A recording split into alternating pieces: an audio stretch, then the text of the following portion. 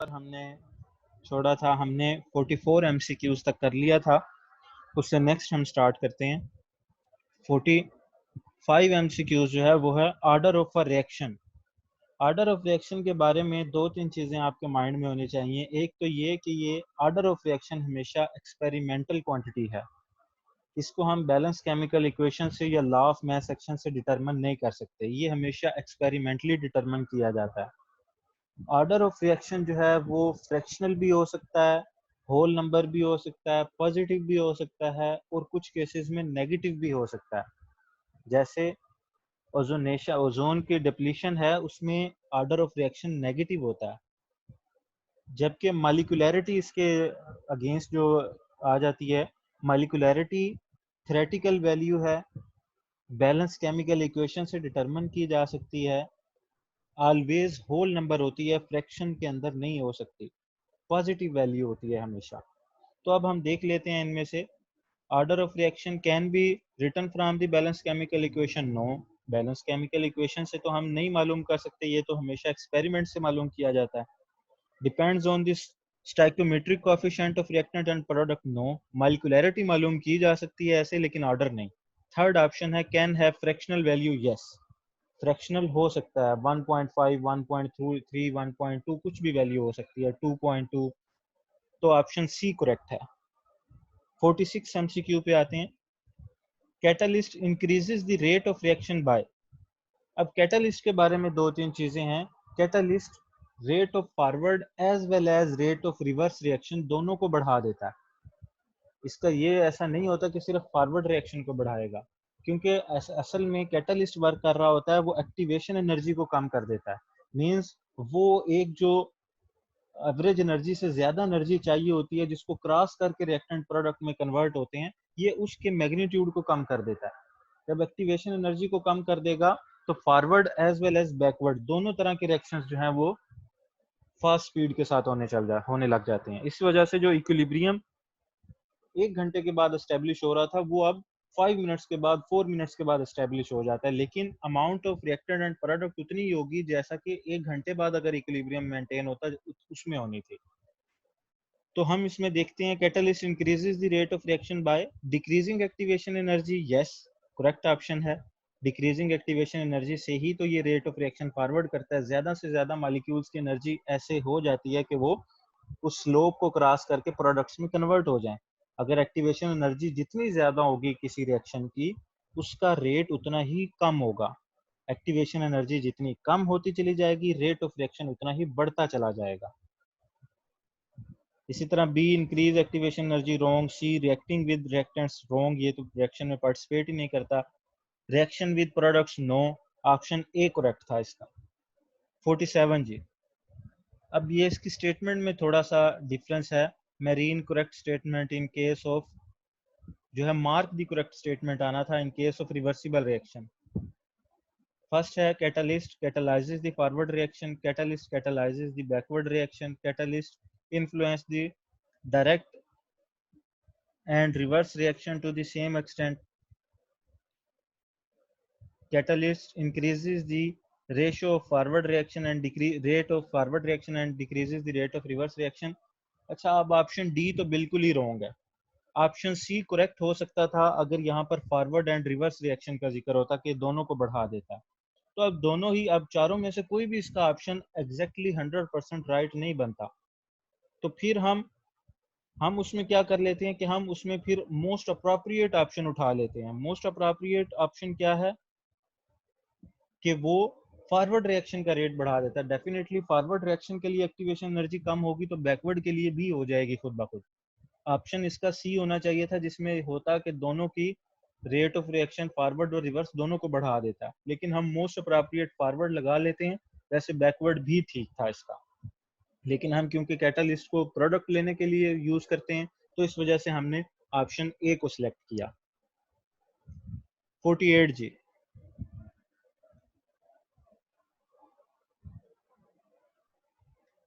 Direct मैं बच्चे बता रहा हूँ कि यहाँ पर इनसे क्वेश्चन के अंदर मिस्टेक है।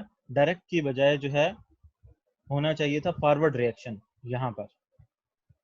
जी रोयल, बच्चे आप हैंड रेज करें तो साथ ही यस सर। जी जी, क्वेश्चन है तो पूछें वैसे। सर डायरेक्ट रिएक्शन को फॉरवर्ड रिएक्शन नहीं कहते होते? वैसे डायरेक्ट रिएक्शन और इनडायरेक्ट रिएक्शन दो डिफरेंट टाइप्स हैं, वो फॉरवर्ड ठीक है रिएक्शन की सर। कैटेगरी में नहीं आते। तो ठीक है सर। वो इक्वली रिवर्सिबल रिएक्शंस डायरेक्ट भी हो सकते हैं, या हम प्रोडक्ट इनडायरेक्ट मेथड में भी ले सकते हैं, तो वो एक अलग से टर्मिनोलॉजी है। मैं यही कह रहा हूँ कि क्वेश्चन के अंदर मिस्टेक है यहाँ पर। अगर ठीक है सर। फॉरवर्ड होता तो डेफिनेटली ऑप्शन सी करेक्ट था। तो 48 पे आ जाते हैं जी। The element which has highest electrical conductivity is silver, gold, copper, aluminium. देखें, कॉइनेज मेटल्स की कंडक्टिविटी पूरे प्रोडक्ट टेबल में सबसे ज्यादा होती है। कॉइनेज मेटल कौन से ग्रुप में है? 1B के अंदर फॉल कर रही होती है। 1B के अंदर कॉपर, सिल्वर और गोल्ड। तो सबसे ज्यादा जो इलेक्ट्रिकल कंडक्टिविटी है वो सिल्वर की होती है। कंडक्टिविटी हम क्या ले रहे होते हैं? कंडक्टेंस पर मीटर स्क्वायर, कंडक्टेंस पर मीटर स्क्वायर। तो वो सिल्वर की सबसे ज्यादा होती है। जो आयरन है उसकी कंडक्टिविटी कम हो जाती है, सॉरी, गोल्ड की कंडक्टिविटी सिल्वर से कम हो जाती है। क्यों कम हो जाती है? Due to involvement of F block elements. F block elements का शील्डिंग इफेक्ट जो है वो कम होता है, पुअर शील्डिंग इफेक्ट होता है। तो जो जिस तरह से उसका एटॉमिक नंबर बढ़ा था उस तरह से इसका साइज नहीं बढ़ता। न्यूक्लियस की अट्रैक्शन वैलेंस शेल पर एज कंपेयर टू सिल्वर जो है वो ज्यादा होती है। तो इस वजह से सबसे ज्यादा इलेक्ट्रिकल कंडक्टिविटी सिल्वर की होती है, फिर गोल्ड की, फिर कॉपर की, और उसके बाद बाकी सारी नॉर्मल जो मेटल्स हैं वो आती हैं। तो सिल्वर राइट ऑप्शन था। इसी तरह 49 पे आ जाते हैं। Which of the following aqueous solution will conduct an electrical current quite? कौन सा सोल्यूशन कंडक्ट करेगा electric current? Sugar non polar है, आयोनाइज नहीं होता फर्दर कॉन्स्टिट्यूएंट्स में, हाइड्रोजन बॉन्डिंग की वजह से सॉल्युबल होता है। ग्लाइसरोल भी हाइड्रोजन बॉन्डिंग की वजह से सॉल्युबल होता है, आयोनाइज नहीं होता। प्योर वाटर पुअर आयोनाइजर है या बैड आयोनाइजर है, इसकी में भी आयंस बहुत कम बनते हैं। HCl ये जो है, जब जैसे ही एक्वा सोल्यूशन बनेगा इसके सारे आयंस अलग-अलग हो जाएंगे, तो ये गुड कंडक्टर होगा। तो ऑप्शन डी करेक्ट है। नेक्स्ट है 50। Pure water does not conduct electricity because it is. क्यों नहीं करता? क्योंकि ऑलमोस्ट अनआयोनाइज्ड होता है। इसकी आयोनाइजेशन कितनी होती है? 10 raise to power, ionization constant 10 raise to power minus 14 है। 10 रेज टू पावर माइनस 14 मतलब बहुत कम आयोनाइजेशन हो रही है। इस वजह से ये बैड कंडक्टर या पुअर कंडक्टर या कह लें कंडक्ट नहीं करता इलेक्ट्रिसिटी को। तो ऑप्शन सी करेक्ट है। 51 जी। Molten KCl conduct electricity due to presence of. क्यों? जबकि मॉल्टन फॉर्म में गया तो उसमें आयंस बन गए हैं, पॉजिटिव और नेगेटिव आयंस, इस वजह से कर रहा है। तो फ्री आयंस की वजह से, मॉलिक्यूल तो बनते नहीं है। इसी तरह फ्री इलेक्ट्रॉन जो है वो भी अवेलेबल नहीं होते, फ्री आयंस बनते हैं क्योंकि आयनिक सोल्यूशन बन रहा है। आयंस को जो है आयनिक कंपाउंड को हम मॉल्टन फॉर्म में लेकर जा रहे हैं। इसी तरह 52 जी। Which quantities are required to calculate the enthalpy change of formation of gaseous sodium ions? Gaseous sodium ions की बात हुई है। एटम्स बनाने के लिए enthalpy change of atomization of sodium require होगी। आयंस बनाने के लिए आयनाइजेशन एनर्जी रिक्वायर्ड होती है। तो इसमें हम enthalpy change of atomization correct लिखा हुआ है, लेकिन ये गलत है। ऑप्शन बी करेक्ट है, first ionization of energy of sodium. Ions बनाने हैं तो आयनाइजेशन एनर्जी देना पड़ेगी। अगर गैसियस एटम्स होता तो फिर हम एंथैल्पी चेंज ऑफ एटमाइजेशन को करेक्ट करते। तो ऑप्शन बी करेक्ट है, enthalpy change of formation of sodium no. तो ऑप्शन बी करेक्ट था। इसी तरह नेक्स्ट एमसीक्यू पे आते हैं। नेक्स्ट एमसीक्यू है, temperature of the system decreases in adiabatic expansion. Adiabatic process क्या होता है? जिसमें ना हीट गेन हो रही होती है सिस्टम में, ना हीट लॉस हो रही होती है। Means no heat change between system and surrounding. Heat change नहीं होता सिस्टम और सराउंडिंग के दरमियान। सिर्फ जो भी वर्क डन होता है वो इंटरनल एनर्जी को यूज करते हुए हो रहा होता है। तो जिस तरह ही गैस एक्सपैंड करती है तो फिर वो इंटरनल एनर्जी को यूज करके एक्सपैंड हो रही होती है, मींस टेम्परेचर डिक्रीज होता है उसमें। और जब गैस कंप्रेस होती है एडियाबैटिक सिस्टम में तो वो इंटरनल एनर्जी उसकी बढ़ जाती है। जबकि आइसोथर्मल प्रोसेस क्या है? जिसमें टेम्परेचर सेम रहता है, हीट सेम रहती है। तो ऑप्शन बी और डी तो हो नहीं सकते क्योंकि आइसोथर्मल का आ गया, सेम टेम्परेचर सेम हीट। ए और सी में से एक है। अब एक्सपेंशन है या कंप्रेशन है, तो एक्सपेंशन है, क्योंकि जब एक्सपेंड होती है तो टेम्परेचर जो है डिक्रीज करता है, क्योंकि इंटरनल एनर्जी यूज हो रही होती है गैस की। तो ऑप्शन ए करेक्ट था। यहाँ पर ऑप्शन सी लिखा हुआ है, वो रॉन्ग आंसर उन्होंने लगाया है। ऑप्शन ए करेक्ट है, एडियाबैटिक एक्सपेंशन। इसी तरह नेक्स्ट पे आते हैं 54।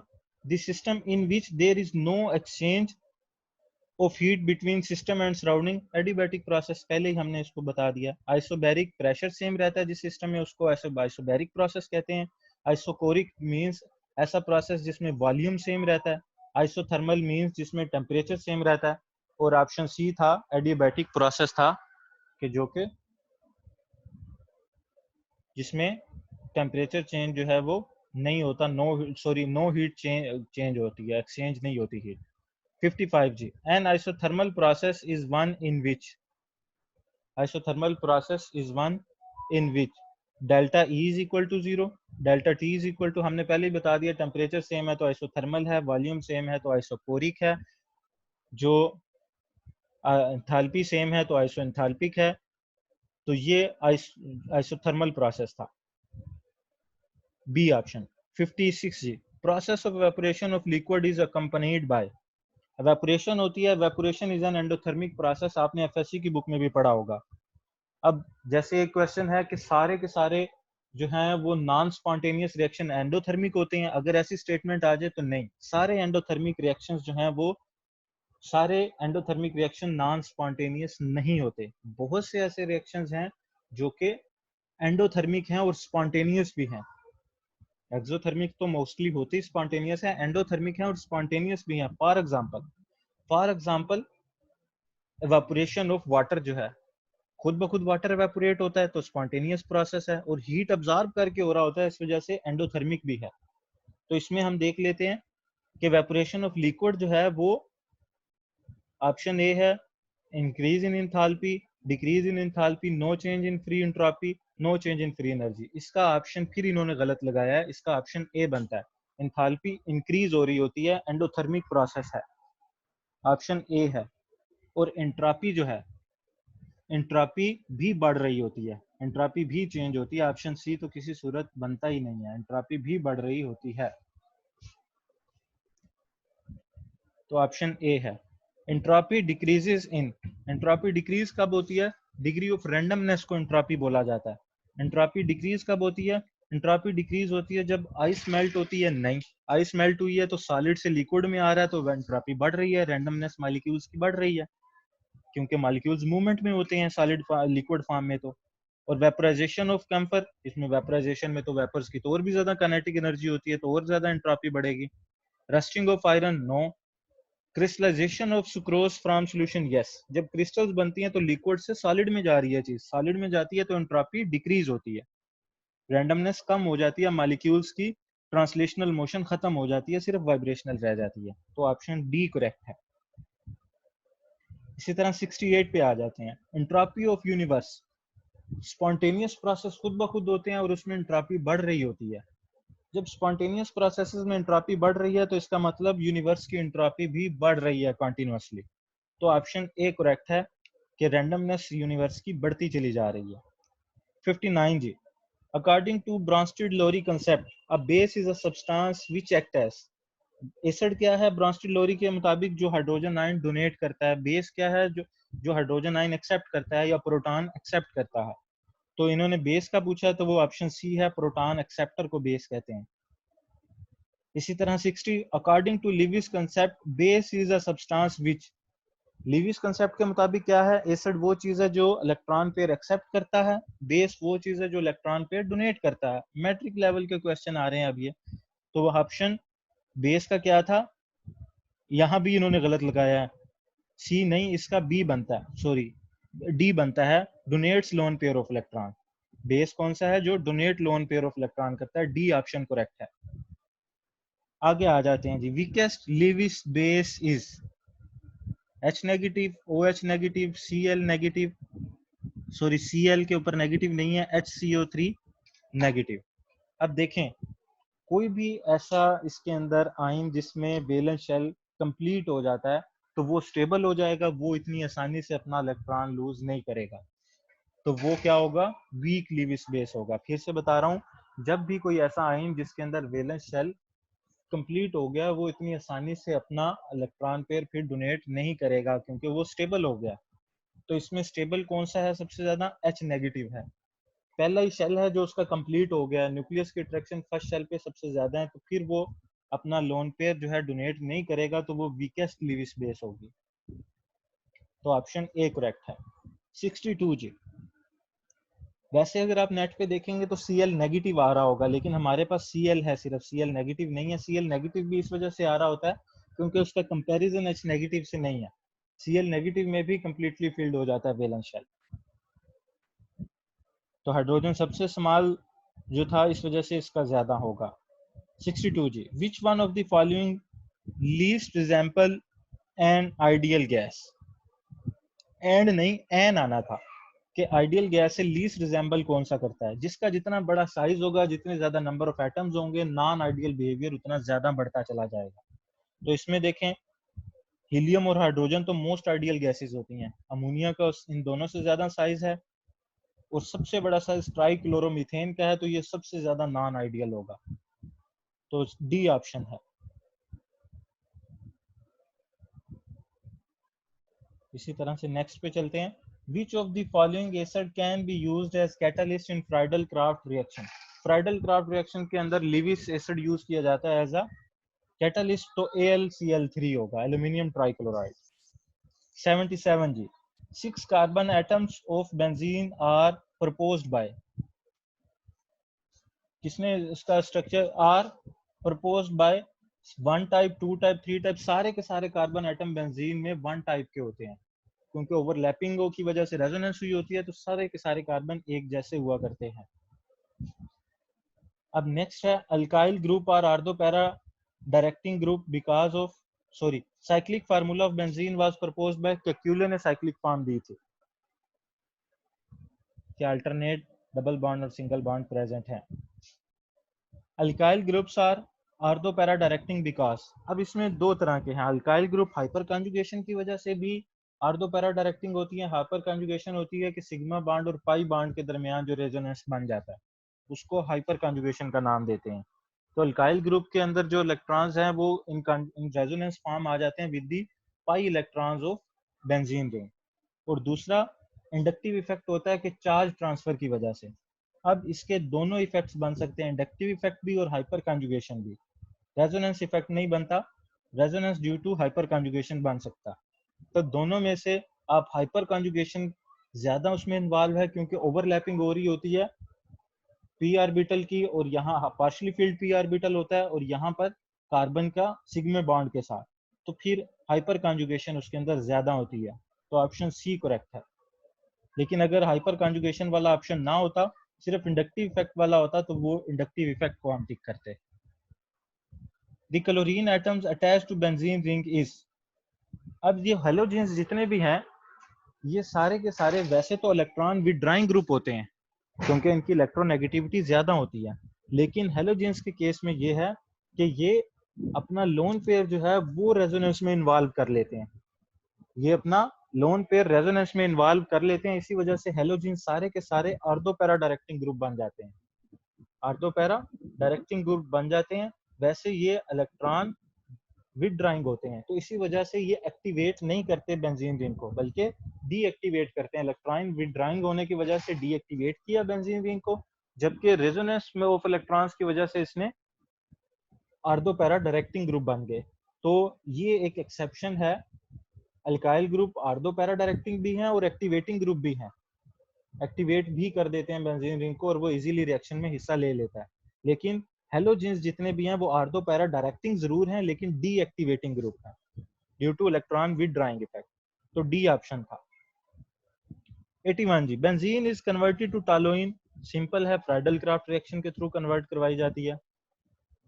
इसी तरह सी ऑप्शन था इसका। विच ऑफ द 82 जी। Which of the following is least soluble in water. जो जितना नॉन पोलर उतना कम सॉल्युबल, लाइक डिसॉल्व लाइक वाला rule. Ethanol, phenol, benzoic acid. Ethanol और बेंजोइक एसिड तो दोनों पोलर हैं होंगे, फिनोल भी पोलर नेचर रखता है, जबकि बेंजीन लीस्ट पोलर है, तो फिर ये लीस्ट सॉल्युबल होगा वाटर में। 83 जी। Which of the following is not exclusive? Generally nitro groups जिसमें लगा होता है, नाइट्रो ग्रुप्स वाले एक्सक्लूसिव होते हैं। ट्राई नाइट्रोबेंजीन हो, ट्राई नाइट्रोटालोइन हो या नाइट्रोग्लाइसरीन हो, ये तीनों एक्सक्लूसिव हैं, जबकि अमाइनोटालोइन जो है वो एक्सक्लूसिव इन नेचर नहीं होती। तो ऑप्शन डी करेक्ट था।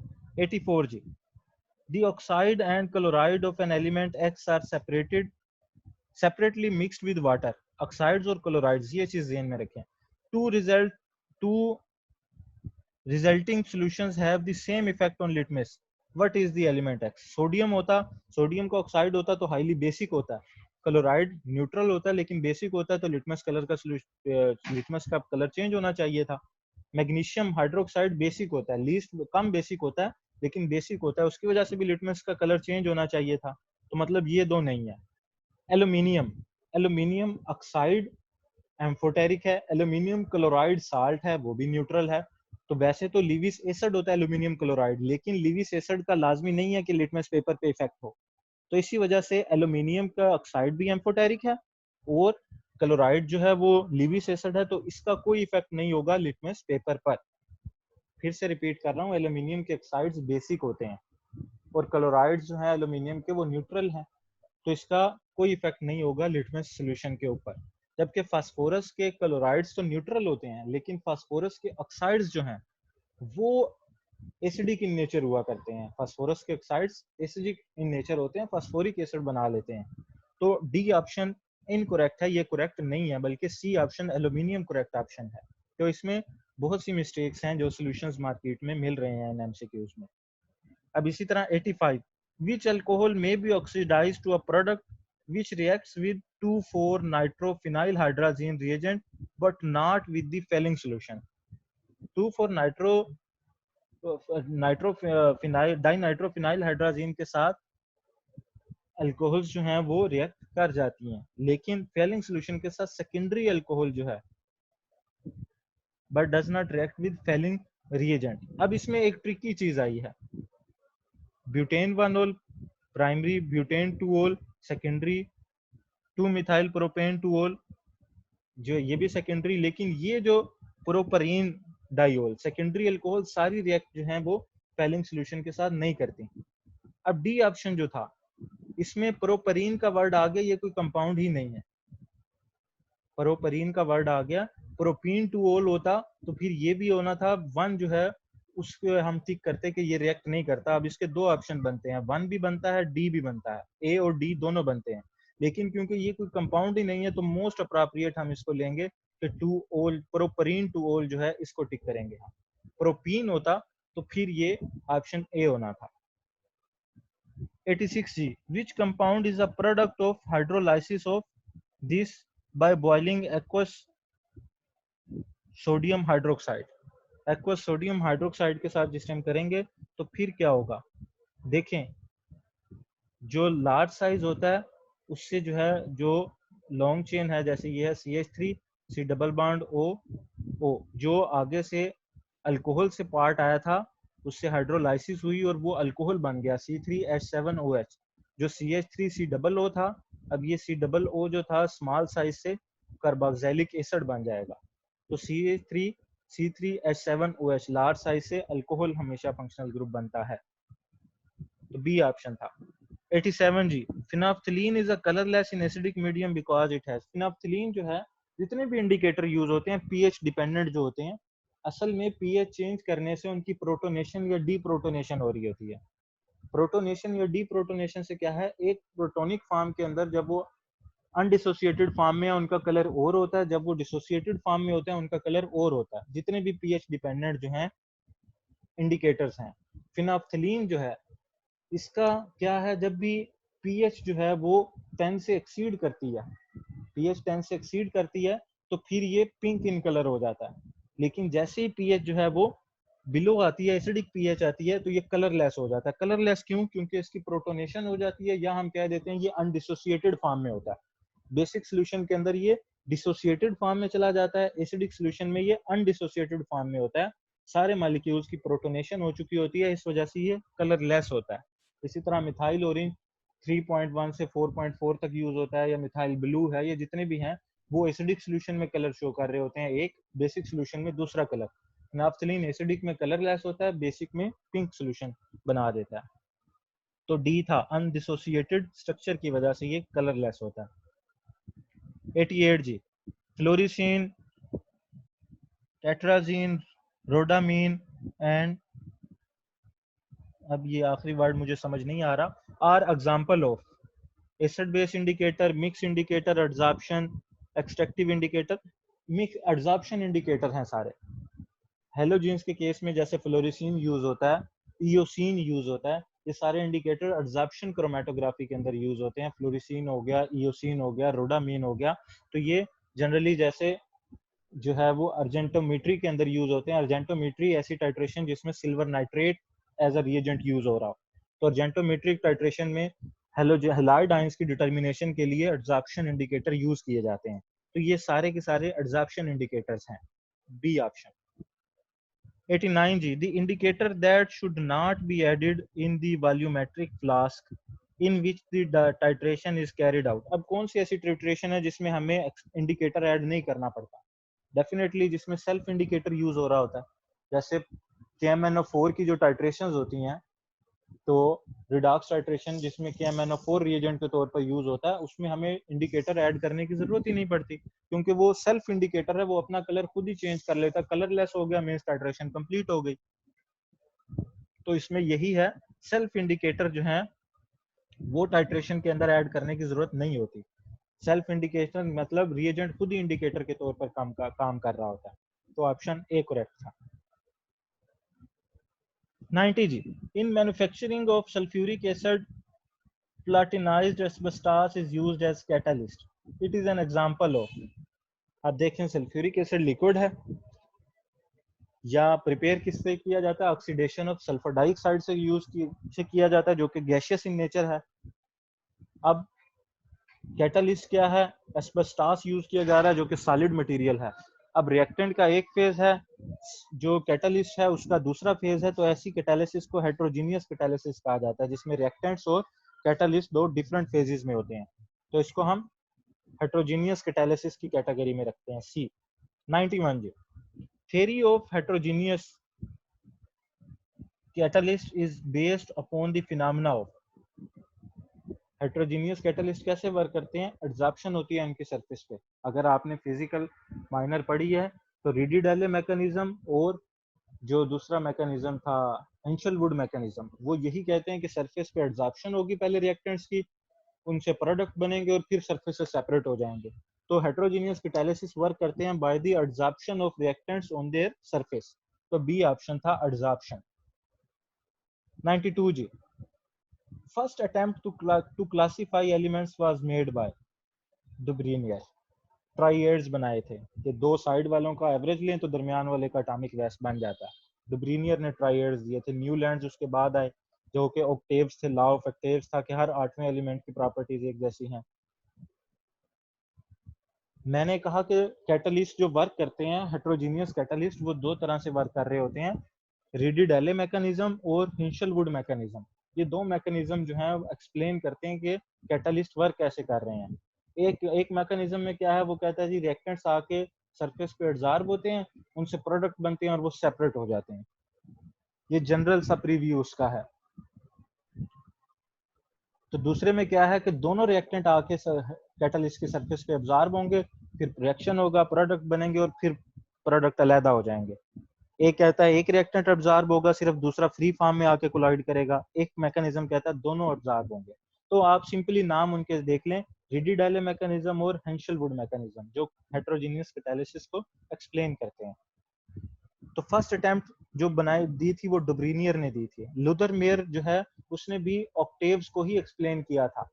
न्यूलैंड्स ने जैसे ऑक्टेव्स दिए, लुथर मेयर ने भी ऑक्टेव्स को ही एक्सप्लेन किया था कि हर 8वें एलिमेंट की प्रॉपर्टीज पहले वाले से एक जैसी हैं। Elements of same vertical groups of the product table have. तो ग्रुप के अंदर क्या होता है? Same atomic size, no atomic size change होता चला जाता है। Same electronic configuration, same number of atoms, same number of electron in the outer valence shell of their atom. Definitely same number of electrons in outermost shell. Valence shell की electronic configuration एक जैसी होती है, overall electronic configuration group में एक जैसी नहीं होती, तो डी ऑप्शन था। नेक्स्ट देखते हैं जी, elements of the group 1b मैंने पहले बताया कॉइनेज मेटल्स, कॉइन्स बनाने के लिए यूज होते थे, इस वजह से इनको कॉइनेज मेटल का नाम दिया गया। Transition elements, rare earth elements, normal elements वही जो 1 से 8 तक हैं, उनको नॉर्मल एलिमेंट का कहा जाता है। ट्रांजिशन एलिमेंट जिसमें डी या F shell in process of completion होता है, डी या एफ सब शेल, तो उनको ट्रांजिशन एलिमेंट्स का नाम दिया जाता है। और रेयर अर्थ एलिमेंट्स ऐसे एलिमेंट्स हैं जिनको पहले ये समझा जाता था कि ये बहुत कम अमाउंट में अर्थ में पाए जाते हैं, इस वजह से इनको रेयर अर्थ एलिमेंट्स का नाम दिया गया। सारे के सारे लेंथेनाइड्स, स्कैंडियम, येट्रियम और लेंथेना, ये 17 एलिमेंट्स बनते हैं जिनको रेयर अर्थ एलिमेंट्स का नाम दिया जाता है।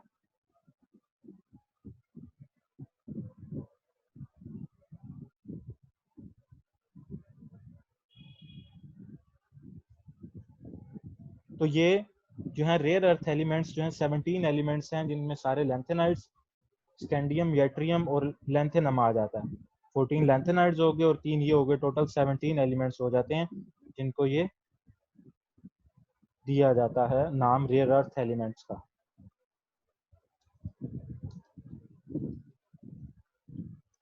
तो इसी तरह नेक्स्ट देखते हैं, which one of the following phenomena will occur when two atoms of the elements have same spin of electrons approach for bonding?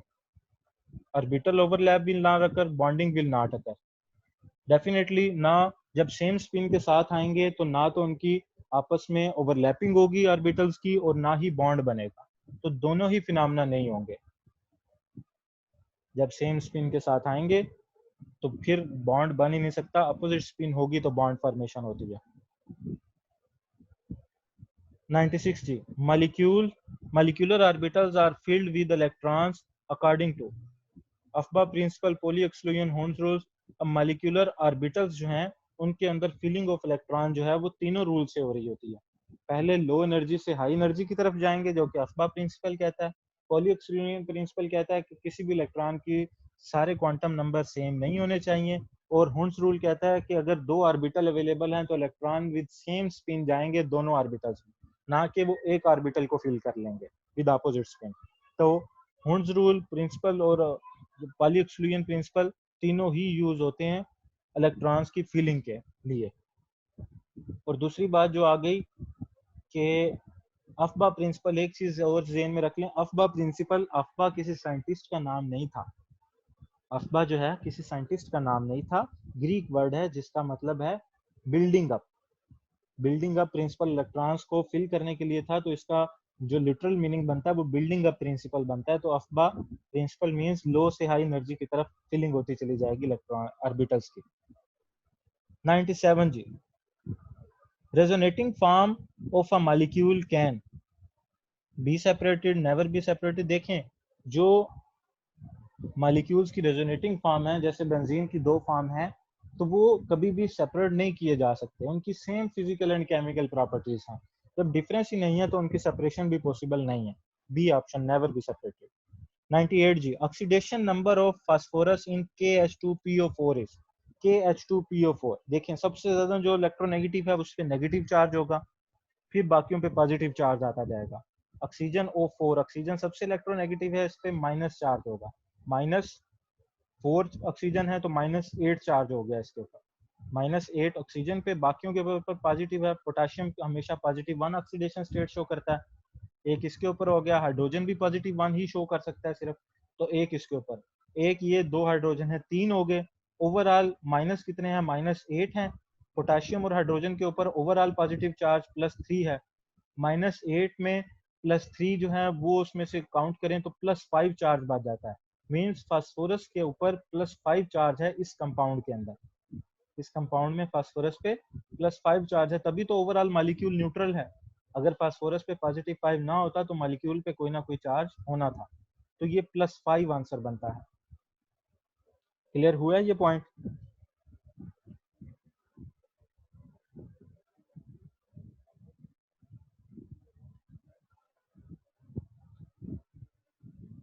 तो नेक्स्ट पे चलते हैं जी। क्लियर नहीं हुआ बच्चे तो अच्छा मैं इसको एक्सप्लेन करता हूँ।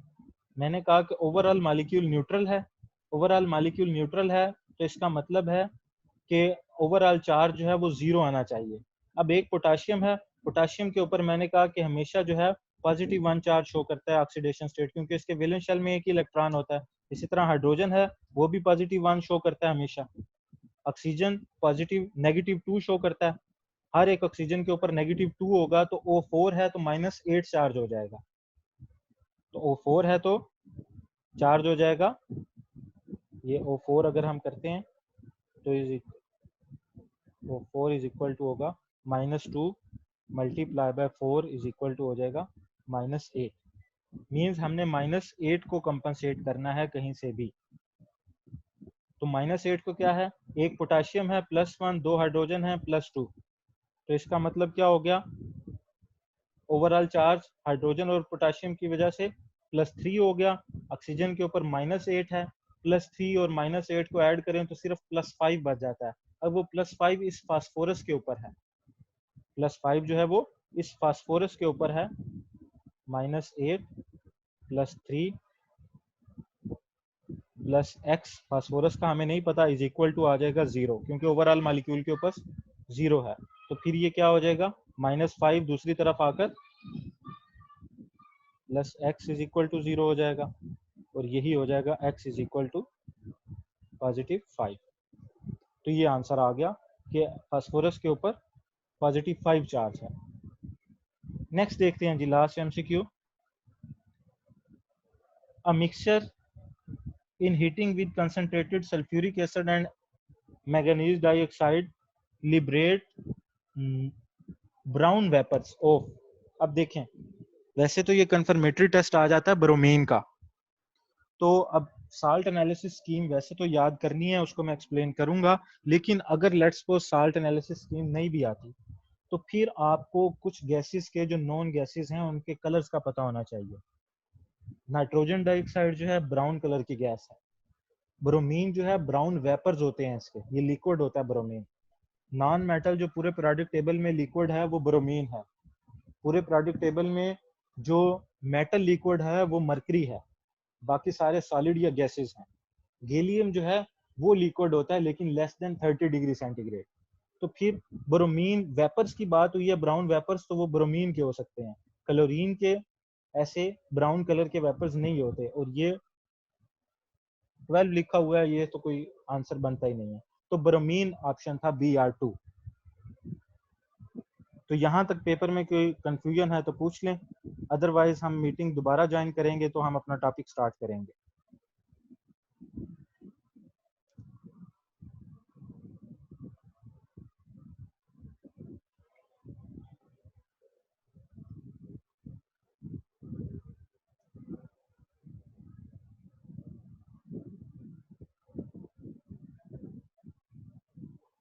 री ज्वाइन करें बच्चे आप।